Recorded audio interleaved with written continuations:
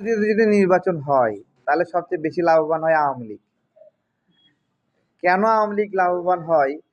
যে ধরেন এমনিতেই বাংলাদেশের যে অবস্থা, পিয়ার পদ্ধতিতে নির্বাচন হলে আলাদাভাবে এজেন্টও অতটা প্রয়োজন হবে না। দল ভিত্তিক এজেন্ট বা এগুলো অনেক কার্যক্রম কমে যাবে। এবং যদি জনপ্রতিনিধি হিসেবে নির্বাচন হয় তাহলে দেখা যাচ্ছে যে আওয়ামী লীগ ধরেন 10টা 15টা আসন পাবে।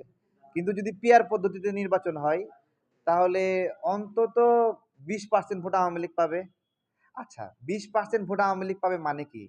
3-20-এ 60 জন, 60 জন এমপি হবে আওয়ামী লীগ থেকে, তাই না? তো যারা পিয়ার পদ্ধতিতে নির্বাচন চাচ্ছে তারা কি এটা কখনো বিবেচনা করছে? তারা ভাবছে যে তারা হয়তোবা টেনে টুনে 3% ভোট পাবে। 3% ভোট পেলে তাহলে 3 তিরিখে 9টা আসন পাবে। তারা এই চিন্তা করছে। হ্যাঁ, অথবা তারা কেউ 5% ভোট পাবে, 3-5-এ 15 জন এমপি পাবে। বাস্তবে তাদের একজন এমপিও নির্বাচিত হওয়ার দক্ষতা নাই। এইটা বিবেচনা করে তারা পিআরটা চাচ্ছে।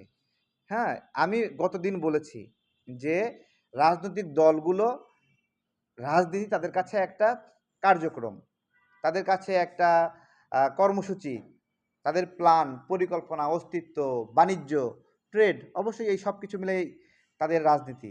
এই রাজনীতির জন্য রাজনৈতিক দলগুলো তাদের কি লাভ হবে এই বিষয়ে তারা আলাপ আলোচনা করছে। তাদের যেটাতে লাভ হবে, যে পিয়ার পদ্ধতিতে তারা 2-3টা আসন পাবে, 5টা আসন, 10টা আসন পাবে। এই লাভের জন্য তারা এই কথাগুলো বলছে, তাদের লাভ। কিন্তু এইটাতে কি জনগণের লাভ আছে? এটা হলো আমার প্রশ্ন, গতকাল আমি করেছিলাম। হ্যাঁ, যে রাজনৈতিক দল কর্মী আছে 20 জন আর 5 জন নেতা, এই মিলে যায় বলতেছে আমি পিয়ার পদ্ধতিতে নির্বাচন চাই। অথবা কর্মী ধরলামই 1 লাখ আছে আর হলো নেতা আছে 200 জন, তারা পিয়ার পদ্ধতিতে নির্বাচন চায়। তো আমার ওইটাই প্রশ্ন যে তারা তাদের প্রয়োজনে চাচ্ছে, জনগণের কাছে জিজ্ঞাসা করা হয়েছে জনগণ এটা চায় কিনা? আমি তো স্পষ্ট করে বলেছিলাম এখন নির্বাচন হয় কি, প্রত্যেকটা এলাকায় একজন ব্যক্তি জনপ্রতিনিধি হিসেবে নির্বাচিত হয়। সেই জনপ্রতিনিধিকে জনগণ ভোট দেয়। এরকম আরো অনেকে প্রতিযোগিতা করে, যারা অপেক্ষাকৃত খারাপ সেই খারাপগুলো বাদ পড়ে অপেক্ষাকৃত ভালো ব্যক্তি নির্বাচিত হয়, তাই না? পিয়ার পদ্ধতিতে সমস্যা কি আমি বলি। ধরেন একটা দল 5% ভোট পেয়েছে, কিন্তু বাংলাদেশের কোনো জায়গাতেই তারা আসন পাওয়ার মতো যোগ্য কেউ না। ভালো করে বোঝেন, কিন্তু কোনো জায়গাতেই তারা নির্বাচিত হওয়ার মতো কেউ না, কিন্তু 5% ভোট পেয়েছে।